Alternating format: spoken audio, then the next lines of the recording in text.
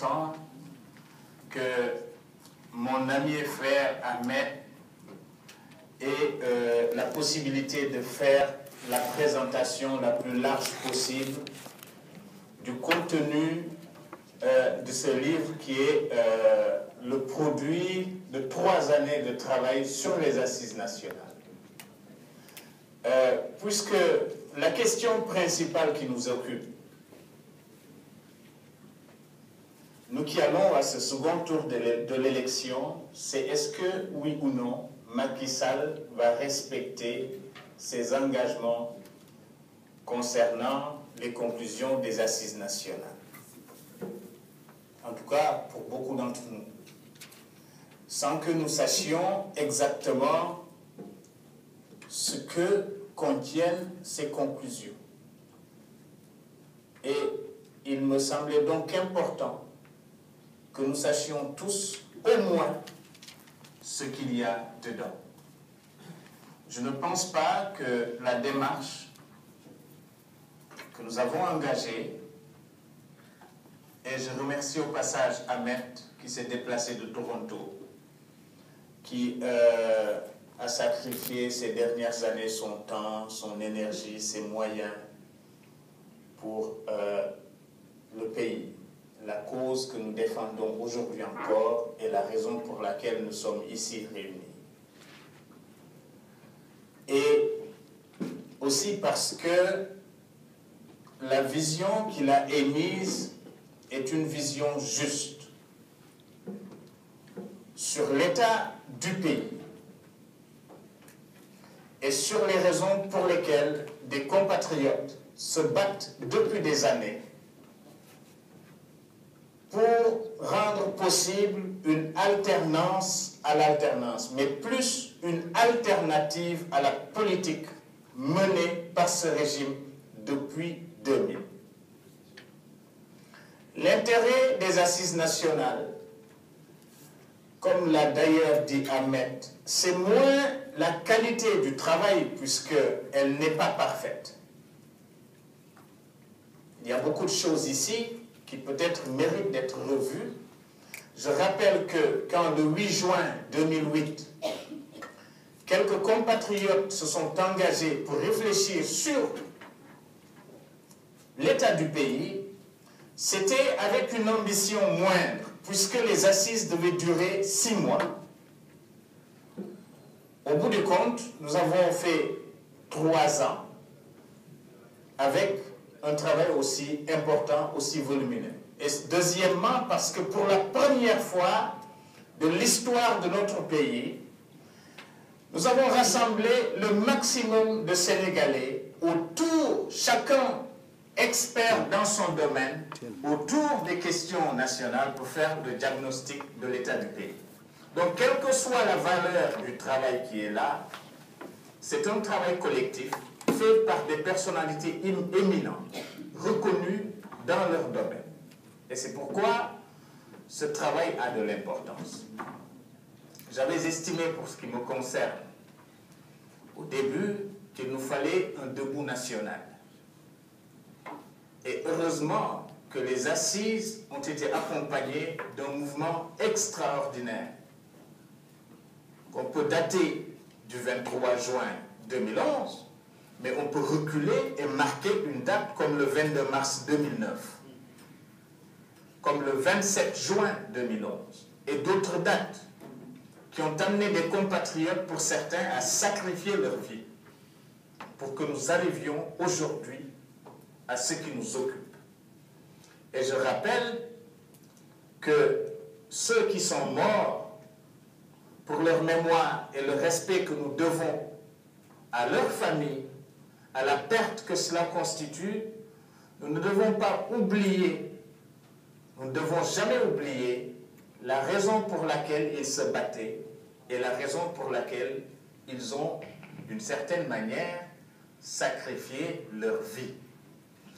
Et c'est pourquoi j'ai pensé, avec d'autres ici, les Mounirou, Djemé et d'autres, membres du M23, que nous devions nous réunir. Parce que le doute ne peut pas être permis quant à la question non seulement de la faisabilité de l'alternance, le 25, mais la question de la nécessité aussi. Depuis 60, il y a eu des facteurs à la fois endogènes et exogènes, d'ordre conjoncturel et structurel, qui nous ont amenés à la crise des années 70, à l'exode rural, ensuite à la politique d'ajustement. Et justement la mise sous tutelle de nos économies, sous la conduite, l'impulsion de la Banque mondiale et du FMI. Cette question, elle reste actuelle. Elle reste actuelle, puisque en réalité, nous sommes passés d'une économie pratiquement sous contrôle et supervision de la France, qui nous faisait des prix préférentiels sur une agriculture essentiellement orientée vers l'exportation par rapport aux besoins de la France, qui à partir des années 70 a arrêté d'appliquer des taux préférentiels sur l'arachide, sur l'huile que nous produisions, et cela a coïncidé malheureusement avec une crise pétrolière et ce que Senghor appelait déjà la détérioration des termes de l'échange. Nous avons traversé 20 années de crise dans lesquelles il y a eu des plans d'ajustement, Saholum et autres. Et en réalité, c'est les mouvements populaires, universitaires, syndicaux, de contestation et de résistance nationale qui se sont fait jour, en réalité, ont conduit à ce que nous avons connu en 2000. De la même manière que ce que nous vivons aujourd'hui. Je vais y revenir rapidement pour dire que nous avons eu des réformes démocratiques dans les années 90, y compris ce qu'on a appelé des expériences de gouvernement d'union. Dans d'autres pays, c'était des mouvements de réconciliation nationale. Mais bref, les réformes qui ont été entamées à partir de 92 avec la CONAPO, sous l'égide du président Kebambaye, répondaient à une exigence populaire. De la même manière qu'aujourd'hui, 12 années après, les populations exigent des réformes. Celui qui sera là, en réalité, le nom ne compte plus. C'est que les Sénégalais n'entendent plus être dirigés comme ils l'ont été jusqu'ici. Quand Abdoulaye Wade venait, il est arrivé dans un contexte économique exceptionnel. Lui-même l'avait dit, le 5 mai 2000, quand il est arrivé en France, sur le perron de l'Élysée, où il a dit « Je n'ai pas besoin d'argent, de l'argent, nous en avons assez ». Les réformes qui avaient été entamées par un des Sénégalais que nous connaissions les plus brillants, Loum et Saro, avaient au moins rétabli les équilibres macroéconomiques, réduit de façon significative la dette extérieure du Sénégal. Et 5 années après, la fin de l'initiative PPTE et la mise en place, c'était en 2004, en 2005, l'annulation de la quasi-totalité de la dette de 19 pays, parmi lesquels le Sénégal, vous vous rappelez au sommet de Green Eagles en Écosse, nous ont placés dans une perspective inédite pour asseoir les bases de notre propre développement. Le président, l'État du Sénégal, l'année suivante, a engagé ce qu'on a appelé le document stratégique de réduction de la pauvreté 2, qui visait déjà, cette année-là, une croissance par tête d'habitant de 5% pour pouvoir réduire de moitié la pauvreté à l'horizon 2015, c'est-à-dire dans ce qu'on appelait les objectifs du millénaire pour le développement.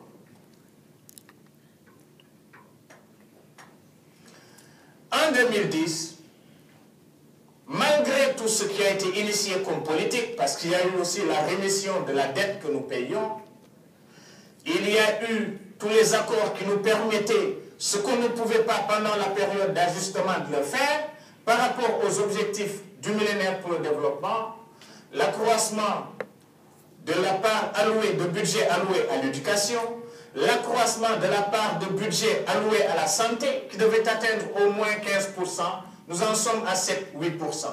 L'éducation, nous parlons de 40%, mais nous savons dans la réalité ce qui se passe, puisque cette année, il y a une menace d'année blanche. La pauvreté, en 2009-2010, nous étions à 50,7%, en 2005, nous étions à 51%. Plus marqué dans le monde rural encore, puisque nous sommes passés de 61% à 63%. Pourquoi? Parce que l'État d'Abdoulaye Wade, un État prédateur, pour maintenir son train de vie, son niveau de vie, est obligé de taxer les populations au-delà du pensable et de l'imaginable. La moyenne de l'UMOA est de 55%, au Sénégal c'est 63%. Et c'est essentiellement la TVA et des taxes sur la consommation. C'est pourquoi ceux qui achetaient le kilo de riz à 140 francs l'achètent maintenant à 475, 500 francs. Ceux qui achetaient le kilo de sucre en poudre à 300 francs l'achètent maintenant à 700 francs. Ceux qui achetaient le 6 kg de gaz butane à 1250 francs l'achètent maintenant à 3000 francs au Sénégal. Voilà ce qui se passe.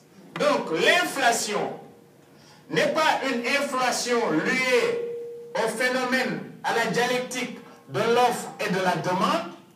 On peut considérer que s'il y a beaucoup de demandes et que le produit se raréfie, les prix augmentent, mais ici, il s'agit ici d'une inflation artificielle par des taux de taxation imposés par l'État du Sénégal qui appauvrit les populations sénégalaises et qui aujourd'hui accroît le phénomène d'exode rural, puisque pour échapper à la pauvreté qui est plus marquée dans le monde rural, les populations du monde rural viennent dans les villes. C'est ça qui se passe. Alors, cette pauvreté, elle est là marquée, elle existe. Ce que je vous dis là, ce sont des statistiques de la Direction nationale de la prévision et de la statistique. Ce ne sont pas des chiffres cachés. Les Sénégalais sont devenus donc plus pauvres. L'argument de l'État, c'est que le revenu par tête d'habitant a augmenté, est passé de 500 $ en 2000 à 1045 $ en 2010, mais entre-temps, ce qu'on ne nous dit pas, c'est que le taux du dollar, le dollar a perdu sa valeur de 40%. Ce qui fait que les Sénégalais avaient par tête d'habitant 40%, 40 000 francs, ils ont maintenant par tête d'habitant 52 000 francs. Avec des coûts des denrées de première nécessité multipliés par 3, par 4, par 5. Voilà ce qui se passe. Alors,